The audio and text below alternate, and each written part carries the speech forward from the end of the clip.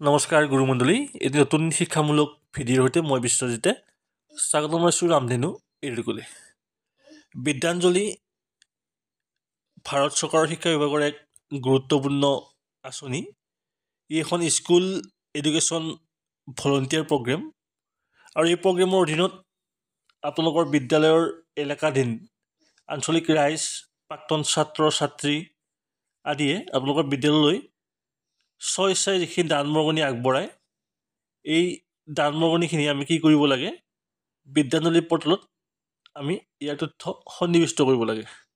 এই বিদ্যাঞ্জলি পৰ্টেল সন্দৰ্ভত অসম চৰকাৰৰ মাননীয় মুখ্যমন্ত্ৰীদেৱৰ শেহতীয়া বক্তব্য শুনোৱা হওক। নমস্কাৰ, আপোনালোক নিশ্চয় অৱগত যে প্ৰধানমন্ত্ৰী শ্ৰী নৰেন্দ্ৰ মোদী ডাঙৰীয়াৰ দূৰদৃষ্টি সম্পন্ন নেতৃত্বত কেন্দ্ৰীয় চৰকাৰে বিদ্যাঞ্জলি নামৰ আঁচনিখন গ্ৰহণ কৰিছিল। এই অভিনৱ আঁচনিখনৰ জৰিয়তে সমাজৰ বিভিন্ন শ্ৰেণীৰ নাগৰিক, অৱসৰপ্ৰাপ্ত বৃত্তিধাৰী, চৰকাৰী বিষয়া, বেচৰকাৰী সংগঠন, সামাজিক সংগঠন আৰু কৰ্পৰেট সামাজিক দায়বদ্ধতা গোটৰ সাহায্যৰে আমাৰ শিক্ষানুষ্ঠানসমূহৰ গুণগত মান উন্নত কৰিবলৈ এক মহৎ লক্ষ্য লোৱা হৈছে। সমগ্ৰ দেশৰ ছাত্ৰ ছাত্ৰীসকলক উচ্চমানৰ বিশিষ্ট শিক্ষা আৰু আৱশ্যকীয় আন্তঃগাঁথনি প্ৰদানেৰে বিদ্যাঞ্জলি আঁচনিখনে ইতিমধ্যে এক সুদূৰ প্ৰসাৰী ফল দিবলৈ সক্ষম হৈছে। অসমতো বিদ্যাঞ্জলি আঁচনিখনে উল্লেখনীয় সফলতা লাভ কৰিবলৈ সক্ষম হৈছে।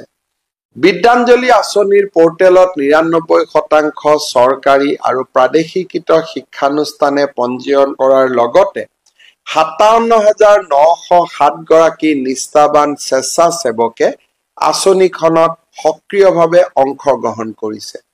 আমাৰ বাবে এয়া অত্যন্ত প্ৰেৰণাৰ কথা। এইসকল ব্যক্তিয়ে শিক্ষানুষ্ঠান এখনত প্ৰয়োজন হোৱা ceiling fan, solar panel, computer, কিতাপ আদিকে ধৰি বিভিন্ন ধৰণৰ সা সামগ্ৰী আগবঢ়াইছে। ইয়াৰ উপৰি তেওঁলোকে বিভিন্ন বিষয়ত শিক্ষাদানৰ বাবে স্বেচ্ছাই আগবাঢ়ি অহাৰ লগতে ছাত্ৰ ছাত্ৰীসকলক কেৰিয়াৰ সম্বন্ধীয় দিহা পৰামৰ্শ তথা দক্ষতাৰ প্ৰশিক্ষণ আদিও প্ৰদান কৰিছে। এক কথাত বিদ্যাঞ্জলি আঁচনিখনে সহযোগিতা আৰু সামাজিক একাত্মবোধৰ এক অনন্য সংস্কৃতি গঢ়ি তুলিছে। শিক্ষা ব্যৱস্থাৰ ভৱিষ্যতক এক নব্য ৰূপত নিৰ্মাণ কৰাৰ দিশত সামূহিক অংশগ্ৰহণে আনি দিব পৰা ৰূপান্তৰকাৰী শক্তিৰ অপূৰ্ব আৰু উজ্জ্বল নিদৰ্শন হৈছে বিদ্যাঞ্জলি আঁচনি।